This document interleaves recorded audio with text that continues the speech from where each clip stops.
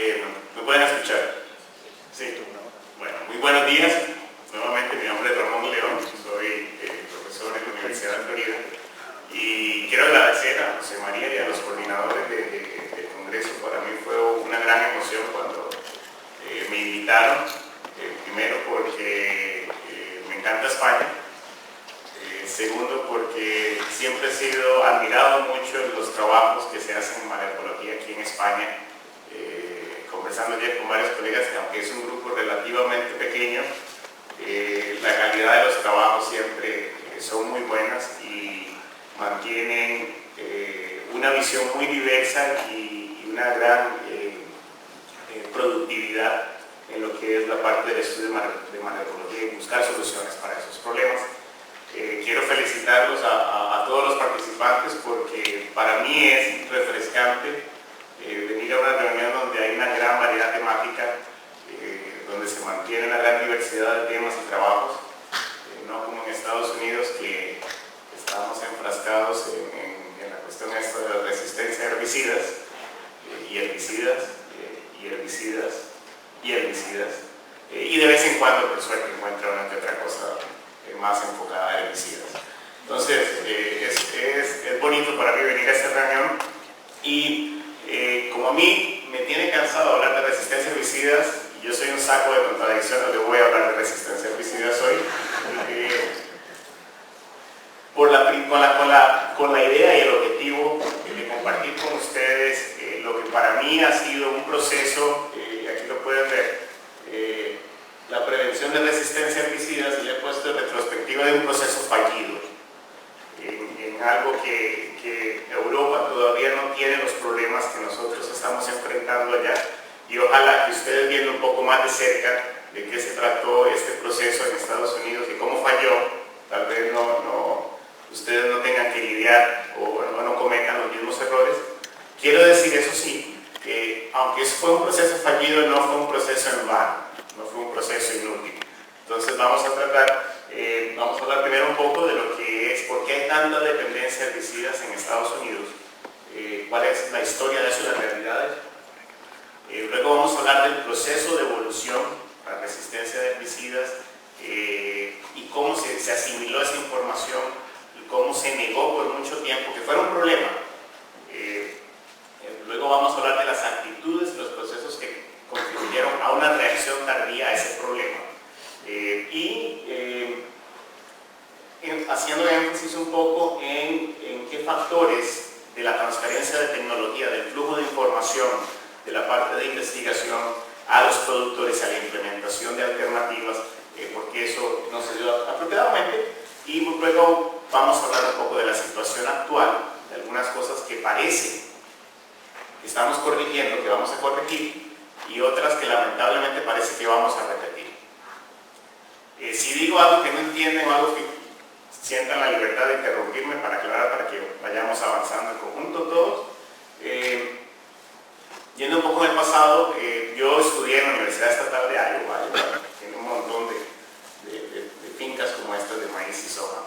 Y cuando fui a estudiar tuve la oportunidad de conocer a uno de los primeros productores, probablemente en todo el mundo, de haber usado 2,4-D en la década de los finales de los 40, principios de los 50. Y hablando con ese señor, con ese viejito, entendí la magnitud del cambio que representó el uso de herbicidas, por lo menos en la agricultura de Estados Unidos. Y el señor me decía, porque uno sabe, la generación nuestra está acostumbrada a esa herramienta, pero me dice, muchachos, es que usted no entiende. Antes de los herbicidas, aunque tenían los tractores, había que pasar 8, 10, 12 veces por el campo para controlar las mareas. Un día, llegó un profesor de la universidad que dijo que quería hacer unos estudios, trajo una lata como esa, donde un contenedor como los de leche de antes, una manguerita, y si ese tipo se ha puesto a bailar echando un poquito de agua y con la esperanza de que se esperen a morir, me dice, y lo increíble es que es lo más cercano a un milagro que he visto. Pero figurativamente, no, un milagro bíblico. Y dice, es como cuando Jesús le dijo a Lázaro, levántate y anda, Este tipo le echó el agua y era como decirle, se quedan ahí y se mueren. Dice, todos los días le hicieron caso, empezaban a enrollarse, se le caían las hojas y 2 semanas después estaban muertas. Dice, lo increíble es que no tenía que tocarlas. Desde la visión del Señor, el control es directo, físico. El solo llegar y pasar rapidito con un poco de agua, que parecía agua bendita, y las malas hierbas empezaban a morir solas. Dice, desde ese día, ese señor puede venir a mi finca y es como un santo. Dice, como a los 8 años volvió, que quería hacer más estudios con herbicidas, pero llegó en mayo. Y yo, como, por supuesto, profesor, cuando usted quiera, aquí hace lo que quiera. Y le dice, pero todavía no han salido las malas hierbas, es muy temprano en la primavera. Dice, no, vea, esto usted lo pone en el suelo y no sale. Y me dice, ya de creer que no han salido. Otro milagro. Entonces dice, yo a ese señor le dije, vea, si usted quiere casarse con su hija, bienvenido sea. Y de verdad yo nunca lo había pensado desde esa perspectiva, porque lo que permitió a ellos, en esas extensiones, donde en esos momentos las fincas eran en promedio de 80 hectáreas, 90 hectáreas, lograron extender su capacidad productiva, hoy en día más o menos 900.000 hectáreas. Una sola persona manejando 900.000 hectáreas. 900 o 1.000 hectáreas. Eso fue lo que permitió el uso de herbicidas. Realmente liberó el tiempo del productor y les permitió expandir su área productiva. A una escala de 1.000 hectáreas por persona de producción, cuesta mucho hacer un manejo muy diversificado, un manejo más intensivo. No hay mano de obra disponible y además los ingresos de los productores en los últimos 40 años han caído una 1/4 parte por producto. Ahora, si vemos lo que es la inversión en herbicidas a nivel mundial, que es la barra negra, o a nivel gris, que es Estados Unidos, estamos hablando que en Estados Unidos, solo en el 2007, se invirtieron a cerca de $7.000 millones. Yo no logro visualizar cómo se verán $7.000 millones juntos, pero debe ser una cantidad impresionante de dinero. A nivel mundial son $16.000 millones y eso ha subido desde el 2007. Estamos hablando de una cantidad de dinero impresionante.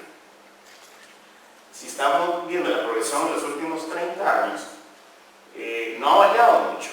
Entonces lo que quiero enseñar con eso es que estamos en un sistema sumamente asentado y que en los últimos 30 años no han habido cambios radicales, a pesar de los cultivos transgénicos. Básicamente es el mismo principio de usar herbicidas para controlar, y seguimos sin ningún avance significativo que cambie esa dependencia de los herbicidas.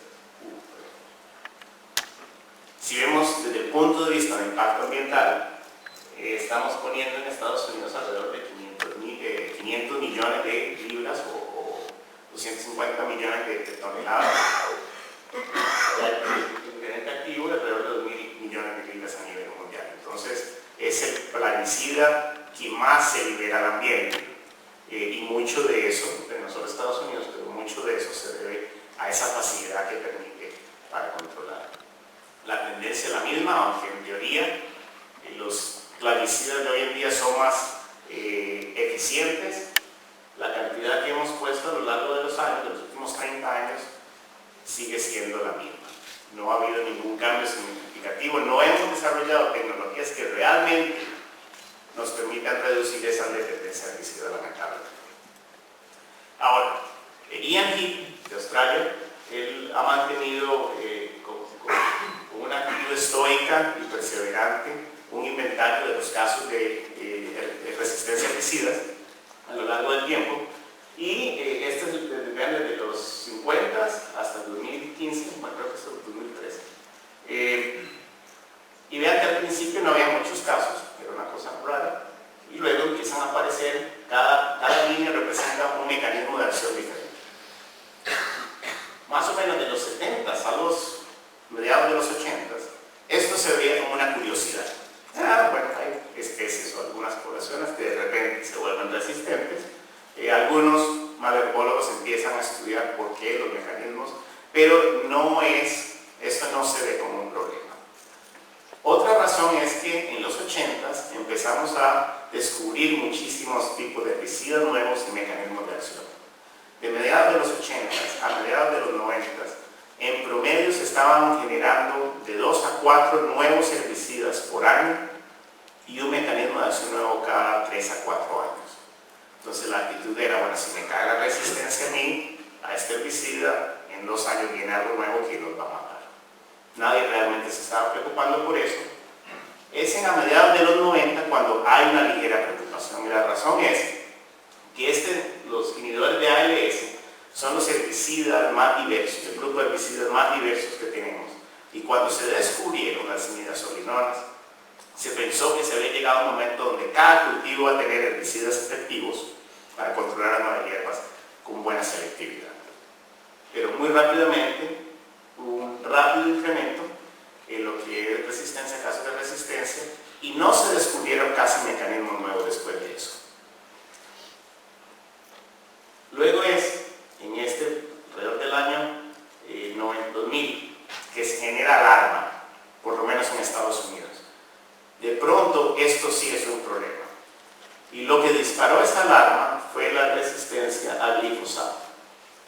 ¿Por qué? Porque la premisa antes de la resistencia al glifosato es que la resistencia al glifosato nunca iba a ocurrir. Monsanto dedicó millones de dólares tratando de encontrar mutantes que fueran resistentes y no pudieron. La posición de ellos era, no, esto no va a pasar, hemos tratado, hemos tenido el herbicida durante 30 años y no ha ocurrido, no va a pasar. Por lo tanto, podemos agarrar todo el país, ponerlo con cultivos resistentes al glifosato, vamos a controlar todas las malas hierbas y no va a haber problema. Claro, a nivel de selección que ejercimos, aplicando 3 veces en el país entero, nunca se hubiera logrado en laboratorio y nos llevamos la sorpresa. Quiero apuntar aquí que en 1957 se reportan 2 casos de resistencia a 2,4-D. Apunten eso por ahí porque vamos a volver a eso al final.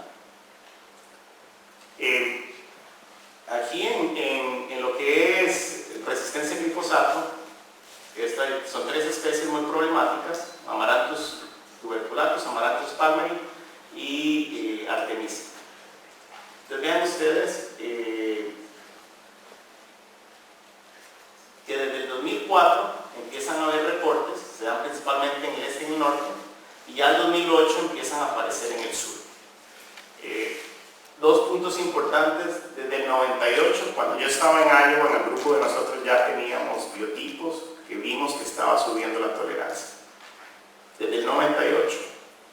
Y vean que no hay realmente reportes dados hasta casi 10 años después, porque no se le estaba dando la seriedad que requería. Otra cosa, que vean aquí Iowa, es este puntito aquí, yo tengo muy mal pulso, pero hay casos de resistencia alrededor, pero no en el estado. Si nos vamos al número de especies resistentes al glifosato a lo largo del tiempo, empiezan los primeros reportes oficiales en el 2002 con CONISA, en Delaware, que se empieza a dispersar muy rápidamente, se va al medio oeste. 2006, vean que otra vez Iowa no tiene y se empieza a llenar alrededor, y luego del 2008 al 2010, vean que los colores más rojizos son múltiples especies. Hay una explosión muy grande en el sur de Estados Unidos, algo que es difícil de explicar solo por el proceso de dispersión. Ahora, ¿por qué es que Iowa no tenía esos casos? Porque Iowa fue uno de los pocos estados que todavía mantenía un poco de rotación de cultivos, que no se comprometió con sus sistemas únicamente glifosato rotando soja y maíz resistentes al glifosato, y uno de los pocos estados que también todavía mantenía el uso de herbicidas residuales. Esto le permitió retrasar el establecimiento de esas poblaciones. En el sur se había abandonado el uso de herbicidas residuales, muchos sistemas de monocultivo, y muy rápidamente se establecieron esos problemas. Esto es en Georgia. Vamos a irnos a este pedacito aquí. Georgia fue el primer caso del Amaranthus palmeri resistente al glifosato, que además resultó tener un mecanismo de resistencia totalmente nuevo, que era la amplificación del gen, de la EPSP sintasa. Aquí en Macon County se dio el primer caso y rápidamente se distribuyó a lo largo del sur de Estados Unidos. Este es el borde de Florida, toda esa zona está aquí, y aquí es lo que me toca a mí tratar de controlar el problema. Yo tengo 60% de responsabilidades en investigación y el otro 40% es transferencia de tecnología. Yo tengo que estar trabajando con los productores para asegurarnos de que no tengamos ese problema, pero estamos ahí en el puro frente del problema, con una gran presión. Volviendo un poquito en el tiempo, en el 2004, cuando ya se han dado cuenta, bueno, ya tenemos por lo menos 3 especies importantes que se han vuelto resistentes, se da lo que se llama, o se traduce el Foro Nacional para el Uso Racional de Glifosato. Es la primera vez, 3 compañías grandes, fue en San Luis, en 2004, Bayer, Monsanto, Syngenta, y una gran cantidad de organizaciones de productores de cultivos como soja, remolacha azucarera, trigo, maíz, colza y una gran cantidad de universidades para ver qué hacemos y si esto realmente será serio, será que tenemos que tomar alguna forma de ayudar a los productores a detener este problema. Entonces, una serie de preguntas dijeron, tenemos que contestar esto. ¿Qué beneficios específicos tienen el glifosato de los cultivos Roundup Ready para su negocio? Tratar de hacer encuestas, de entender qué es lo que piensa la gente.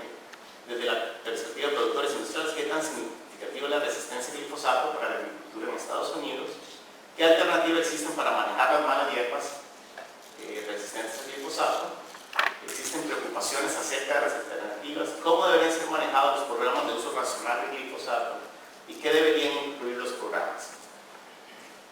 La premisa mía es, esto se hace una vez que ya está el problema. Si sabemos que la resistencia es una realidad y va a ocurrir, esto se debe haber hecho 8 años antes, cuando ya sabíamos que venía. Pero en ese momento no se sabía. Después de esa reunión, el único consenso, lo único que todas esas personas se pusieron de acuerdo es que dijeron, no, aquí el gobierno no lo podemos meter. Esto lo solucionamos nosotros, entre amigos, entre gente que conoce, no queremos regulaciones gubernamentales porque eso va a causarnos problemas y va a impedir que se maneje el asunto apropiadamente. Entonces, la única cosa que se aceptó, no, aquí entre nosotros lo solucionamos, que somos los que sabemos. Cuando se discutió, ¿y ahora qué vamos a hacer entre nosotros? No hubo acuerdo de nada, porque cada grupo empezó a jalar para su saco y proteger sus intereses y nadie quería realmente ceder, por ejemplo, en aspectos de ventas de productos o en aspectos de rotación, de limitar cierto uso en zonas de alto riesgo, y al final no hubo consenso. Entonces dijeron, bueno, hagamos más investigación y hagamos más debates. 2004. Se empezó una serie de procesos financiados por esos organismos que se le llamó el Benchmark Study, un estudio base para iniciar el entendimiento de lo que está pasando. Se hicieron múltiples encuestas, se hicieron muy buenos estudios comparando a gran escala cómo variarían las poblaciones de mala hierba resistentes al glifosato si seguimos haciendo lo que están haciendo los productores o si usamos las mejores prácticas de manejo. Esto se publicó en el 2011, que es un periodo más o menos del 2000, en realidad empezó en el 2005, al 2008, y luego se hizo otro que se publicó en el 2012 con los resultados de 5 años después de haberse iniciado el proceso, que fue en el 2010. También se dijeron, bueno, tenemos que capacitar mejor a los productores, informarles, educarlos qué es la resistencia, cómo ocurre. Entonces la Sociedad Americana de Malezas hizo unos módulos en la página web educativos que básicamente están orientados a diferentes sistemas productivos y que lo que tienen son 5 lecciones de PowerPoint que se pueden bajar y que se pueden utilizar para explicar. Son conceptos muy básicos, han ayudado en el proceso de capacitación, sobre todo de técnicos, no tanto de productores. Los grupos de productores, por ejemplo, esta es la Unión de Productores de Soja, desarrollaron una serie de panfletos para ayudar a educar a los productores cuáles son las malas hierbas con más riesgo de resistencia y darles una lista de productos de herbicidas y decirles cuál es el mecanismo de acción por el cual funcionan. Porque en ese momento muy pocas empresas ponían cuál mecanismo de acción estaba en el herbicida en la etiqueta. Después de 12 años de negociaciones, finalmente, el año pasado, la Agencia de Protección Ambiental iba a tomar la decisión de obligar a todas las empresas de agroquímicos a poner la etiqueta, el mecanismo de acción en la etiqueta para ayudar a los productores de rotación, y por presión de varias compañías de agroquímicos, entonces la definición final es que se recomienda, pero es voluntario, que fue una negociación de 12 años. En el 2014 será la segunda reunión sobre resistencia a herbicidas. En el 2012 fue la primera, porque después de aproximadamente 8 años de haber llegado al consenso, aquí no tenemos que meter al gobierno, el mismo grupo llegó al consenso de que debieron haber metido al gobierno. Entonces, cuando ya nos dimos cuenta de que no habíamos hecho nada productivo y que la escala del problema no se resolvía a nivel de finca o a nivel de un grupo de amigos en la Sociedad Americana de Malergología, se trató de meter al gobierno para ver si a esa escala podíamos hacer algo. Vean que esto es el 2014, ahí estamos aquí, y el proceso inició aquí. La velocidad de reacción ha sido sumamente baja. Y el problema es que cuando llegamos a actuar estamos todavía pensando en una situación como esta. Por primera vez en el 2014, el secretario de Agricultura da esta definición. Es la primera vez que el Departamento de Agricultura se pronuncia públicamente de que hoy en día el control de malas hierbas en los cultivos más extensivos de casi en su totalidad con herbicidas. Bill Sack era gobernador de Iowa cuando empezó el problema y estaba muy al tanto de eso. Le tomó 14 años implementar los conocimientos en su nuevo trabajo. El USDA, trabajando en colaboración con la Agencia de Protección Ambiental, debe continuar identificando formas de promover entre los productores la adopción de prácticas diversas para el manejo de malas hierbas en adición al control de herbicidas. Que suena bien. Hoy en día el Departamento de Agricultura, en fondos competitivos que se destinan al manejo de malas hierbas, no llega a $2 millones al año. Para un problema que solo en ventas estábamos hablando que era $7.000 millones al año. Entonces, no hay muchos recursos para lidiar con esto. Volvemos a los resultados de los estudios. Este fue el primer estudio. Se hicieron análisis en aproximadamente 8 estados. En el segundo, como ya el problema era mucho más grande, se hizo en toda la mitad de los Estados Unidos. Y esto fue lo que aprendimos. Cuando se le preguntaba a los productores cuáles fuentes ha aprendido acerca de problemas de resistencia relacionados al glifosato, queríamos saber quién está informando y educando a los productores. Lo de las ventas de agroquímicos, alrededor del 17%, pero vean que las publicaciones, las revistas de producción agrícola, no científicas sino comerciales, representan el 41%. Entre esos dos, hacían más de la mitad de la educación, de la información a los productores. Los sistemas de transferencia de tecnología universitarios y estatales no llegaban ni al 15%. Esto engaña un poco porque algunos de estos artículos aquí son entrevistas a especialistas de extensión de las universidades o artículos escritos por ellos, pero no es una capacitación continua ni personal. Y los otros productores, entre ellos muy pocos estaban hablando del problema. Las revistas que ellos leen son como Garden Farming, Cooperativa de Productores de Maíz, esta es de una revista de la empresa John Deere de tractores, productores de soja. Son revistas que tienen muchos anuncios o publicidad de las empresas de agroquímicos.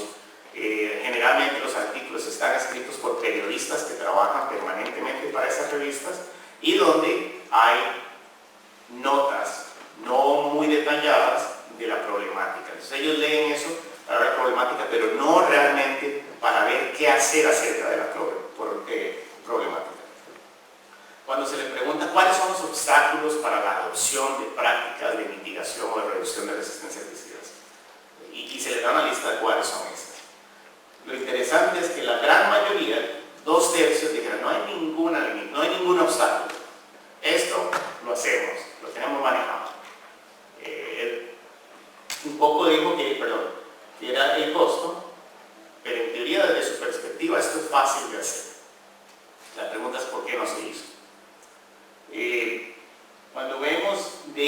tan conscientes son ellos de los casos de resistencia a herbicidas en general? En todo el país, casi todos sabían que había resistencia a herbicidas en el país. A nivel de casos de resistencia en el estado donde ellos viven, más o menos un tercio. Y a nivel del condado, ya en la vecindad donde se encuentran sus fincas, es en el sur donde hay más casos. Recordemos que aquí es donde se da una gran explosión de casos de especies resistentes y es donde la gente de pronto no sabe qué hacer y lo está viendo ahí donde ellos viven. Si les pregunta a uno qué tan serio es este problema, nuevamente, solo en el sur vemos que casi la mitad creen que es un problema realmente serio. Y la razón es que lo están viendo directamente. Están entendiendo y están viendo las consecuencias de tener esos problemas en finca. En cambio, en el norte o en el este o en el oeste, que fue donde empezó la problemática, 8 años antes, no se considera que sea un problema tan serio. Entonces ahí es donde empezamos a entender de que hay una cuestión sociológica complicada. No se trata solo de informar a las personas, no se trata solo de decirles cuáles son las acciones que deben seguir, sino que hay una cuestión de percepción muy seria. Cuando comparamos los dos estudios, básicamente separados 5 años, le preguntamos otra vez, ¿de dónde es que se informa usted? ¿Quién lo está informando? Vean que al comparar el 2010 con el 2005, la mayoría sigue siendo de las benditas revistas esta información, que está bien, es mejor no tenerlas, pero tenemos que tener en cuenta que eso es una cuestión que nada más da una idea de la problemática, pero no necesariamente educa y los prepara para tomar decisiones de cómo manejar o prevenir la resistencia. Y nuevamente, es solo en el sur donde hay un cambio. Vean que hay menos personas leyendo, informándose de las revistas. Ahora inclusive Monsanto está diciendo la resistencia porque es un problema directo de su producto. Más productores están hablando entre ellos sobre eso y a nivel de extensión se duplica prácticamente la fuente de información. ¿Por qué? Y yo estoy en ese grupo porque yo estoy en el sur. Se vuelve inmanejable, hay fincas que se han perdido precisamente por las malas hierbas. Ahora los productores nos están pidiendo que vayamos a educarlos sobre cómo lidiar con este proceso. Entonces, ha habido un cambio, pero específicamente donde se ha llegado al borde de la quiebra. En el foro, en las últimas reuniones, ¿cuáles han sido las conclusiones? Que este problema que hemos visto, todos estos 15, 20 años de evolución de resistencia, no es un problema de uso de herbicidas, porque hemos visto casos donde hemos prevenido que no que aparezca la resistencia, sino que las poblaciones se establezcan. No es un problema exclusivo del uso de cultivos transgénicos con resistencia herbicida. En realidad la esencia de por qué no hemos podido manejar esta situación es un problema de comportamiento humano. Aquí la solución técnica no ha funcionado. Yo he tenido la oportunidad de trabajar con especialistas, sociólogos en la toma de decisiones y debo reconocer de que hemos pecado grandemente de ignorar de que la mente humana es mucho más compleja que solo aprender que 1 más 1 es 2. La muestra más clara para mí es que cuando yo veo en el pasado por qué mi esposa decidió casarse conmigo, tipo sin trabajo, quedándose cargo, con muy pocas perspectivas, de alguna manera su cerebro le dijo, no, esto vale la pena, aunque la evidencia hablaba en contra totalmente. Ese tipo de cosas que nos hacen humanos tienen mucho que ver en este tipo de decisiones. Nada más para darles un ejemplo. Otra vez, el año pasado estamos iniciando un estudio de evolución de características en amaranto espárrago. Yo fui al condado donde empezó la resistencia, donde hay más resistencia al glifosato en todo el mundo. Es aquí en Macon County, y en este otro de aquí. En esa finca fue de las primeras que se detectó. Ese tipo sigue produciendo soja resistente al glifosato. Y esto es amaranto. glifosato. Otra parte de la finca, eso es una plantación de soja, no le pone herbicidas preemergentes, él le pone glifosato. Para que se den una idea, yo no soy muy alto, pero si me ponen ahí a la par, esto es una jungla y este tipo tiene 10 años sembrando soja todos los años, porque no cosecha nada, pero en su mente cree que este año sí va a funcionar, aunque uno le explique que el asunto no es así. Entonces hay aspectos psicológicos que si no los tomamos en cuenta vamos a caer, no es la solución técnica, las soluciones técnicas tenemos, es solo que no hemos logrado lidiar con este tipo de comportamientos que son esenciales en la toma de decisión. Ahora, volviendo a las conclusiones del estudio, en general los productores todavía están bajo la impresión de que no es un problema y lo hemos visto en Estados Unidos. Los únicos que han reaccionado y han sido agresivos en cómo atacar el problema son los que han tenido que arrancar esas plantas a mano y han pasado de $40 por acre de control de malas hierbas a 200, 300 o 400, que tienen que traer inmigrantes de Nuevo México y Arizona, llevárselos a lo largo de todo el país, porque nosotros no tenemos mano de obra donde estamos, para empezar a ver si recuperan sus fincas. Ellos, lamentablemente, los que llegan hasta el fondo del barril son los que han reaccionado y no hemos convencido a los otros. Todavía la industria no está haciendo suficiente énfasis sobre la necesidad de hacer un uso racional, porque tienen el conflicto de que ellos tienen que vender el producto. Ahí es donde yo no creo que hayamos llegado a una madurez suficientemente grande. Y ahora estamos llegando a otra fase, que es resistencia múltiple.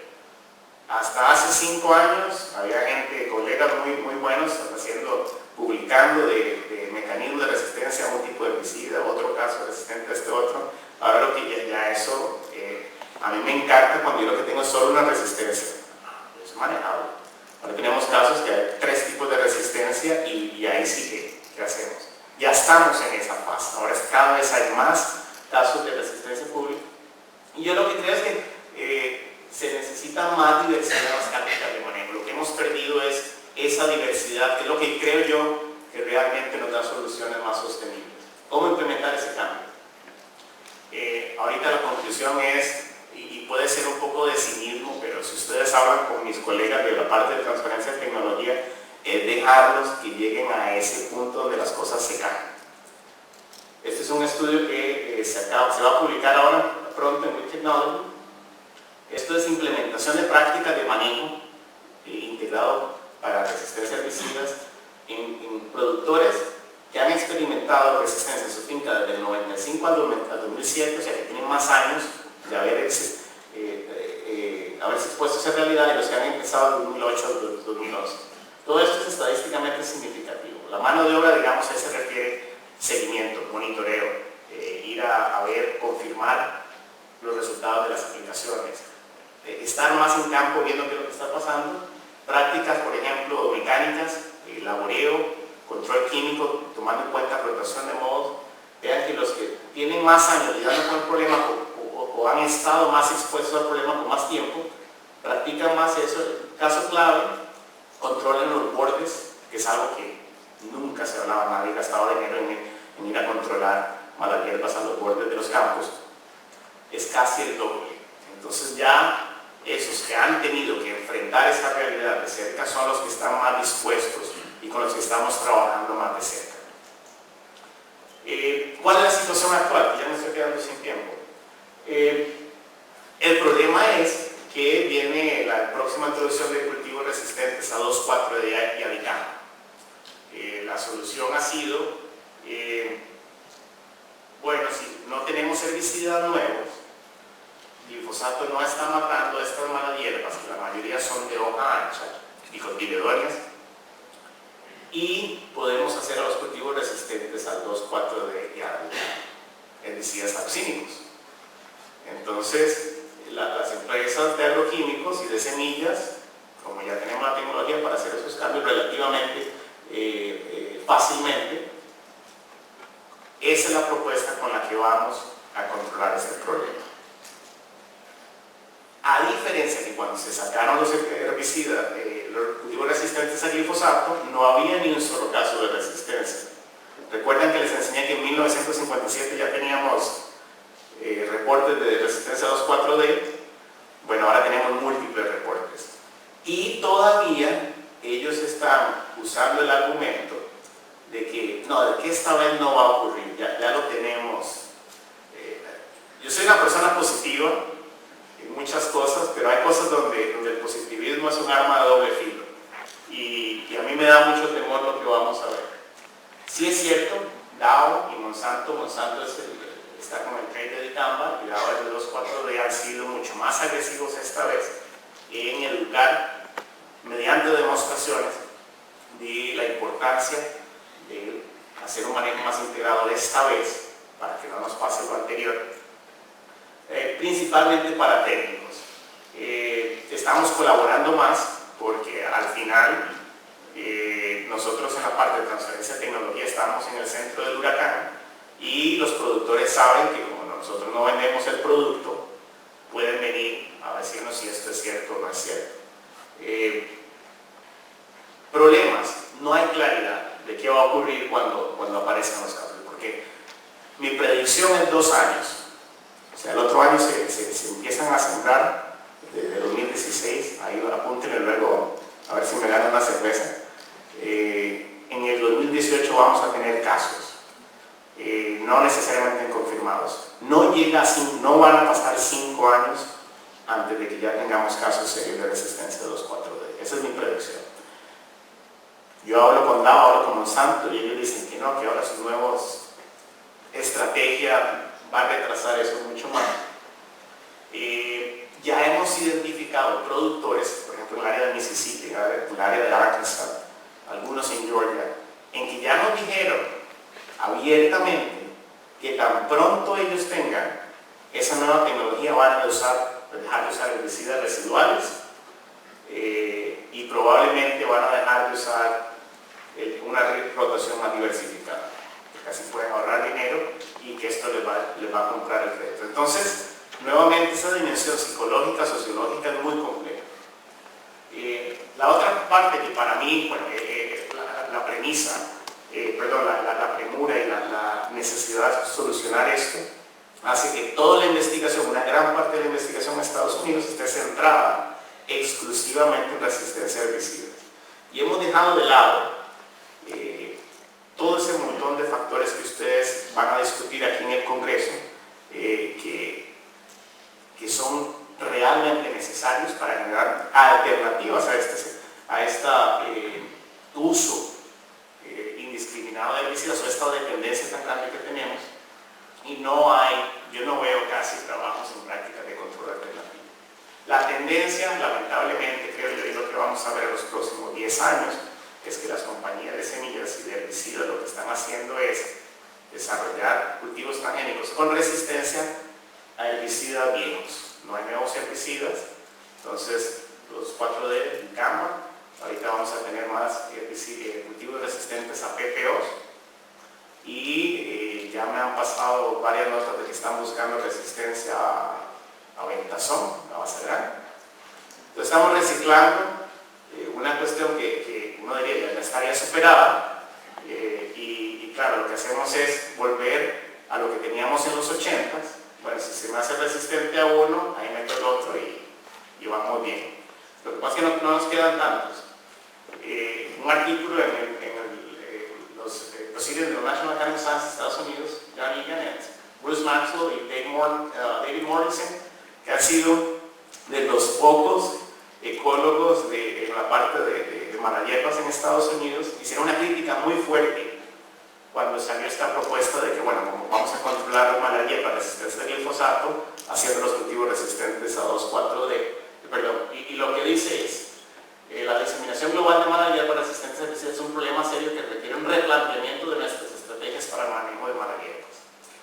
Dado, y esto es lo más cierto, dado que las malaliepas resistentes son el resultado directo del sobreuso de herbicidas, el problema no será resuelto con simplemente introducir en nuestros cultivos nuevas variedades con resistencia a herbicidas.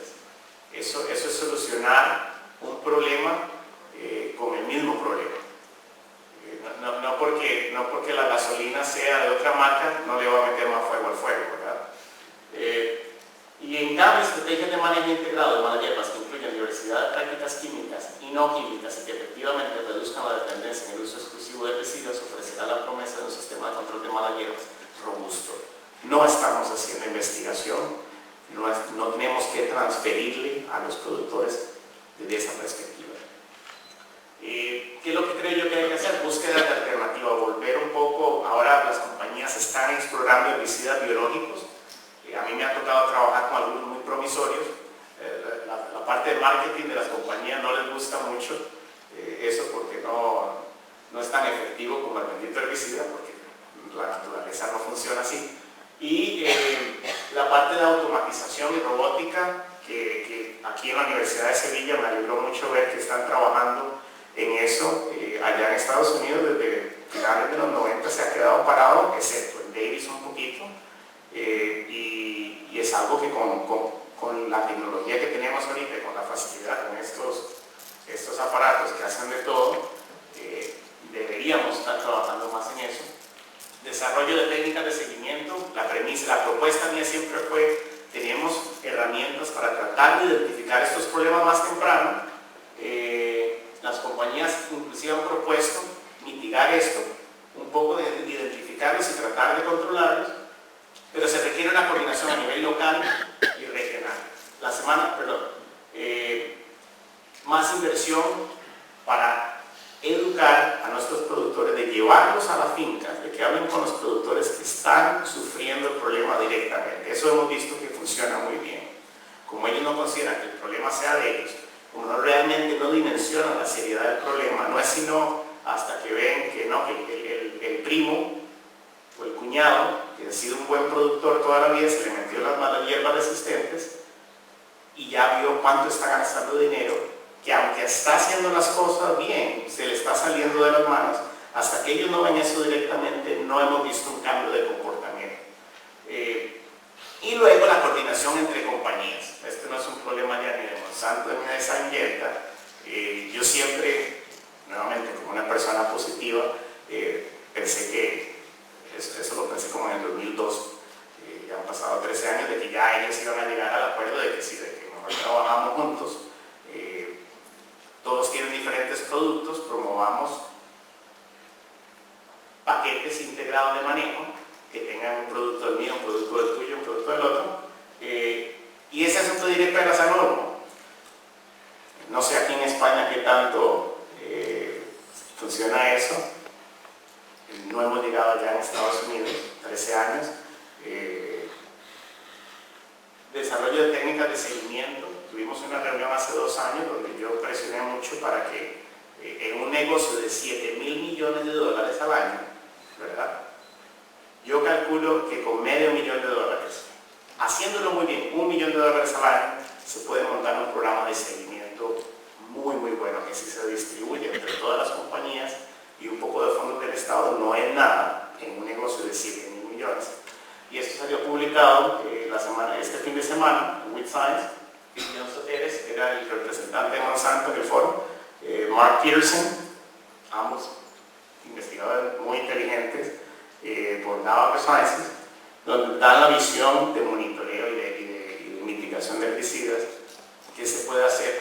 Básicamente, la premisa de ellos: no, eso de monitorear es muy caro, no es confiable, vamos a esperar y cuando aparezca el problema, vamos a mitigar el problema. Pero no definen cómo se va a mitigar. Seguimos con la pregunta: bueno, ¿qué vamos a hacer cuando ocurra?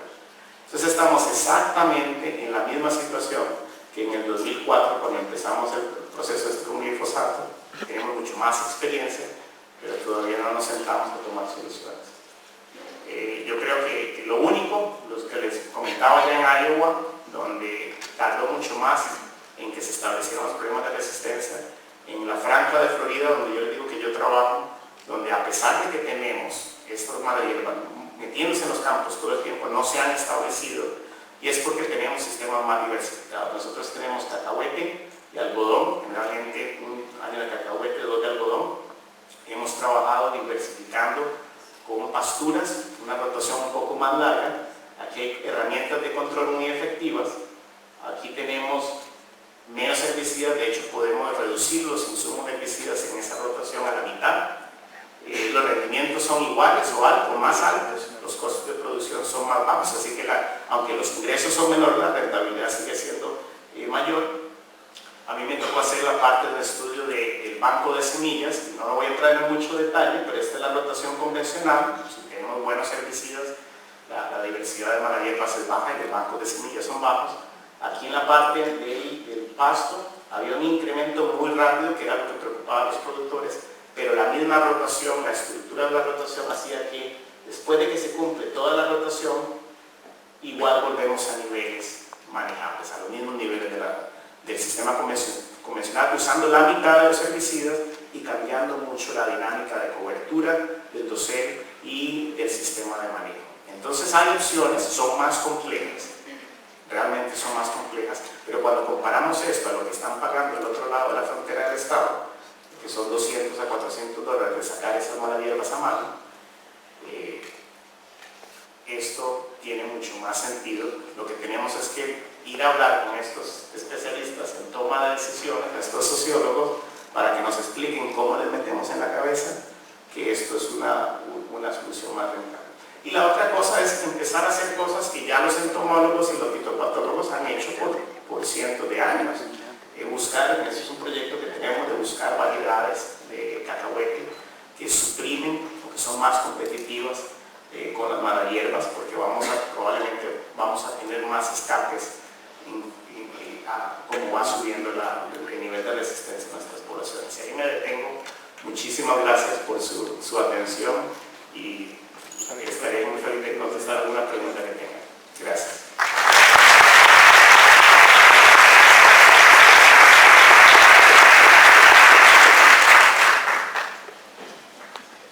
¿No hay preguntas? Por favor. Sí, no tenemos micrófono.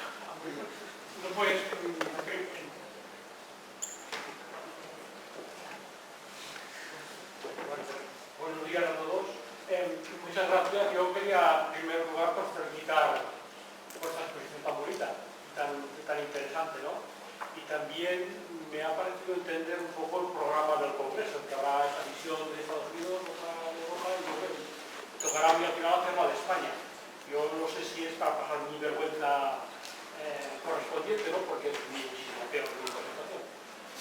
Pero decir que esas ideas que se han vertido tienen muchísima razón y de hecho se han explicado de forma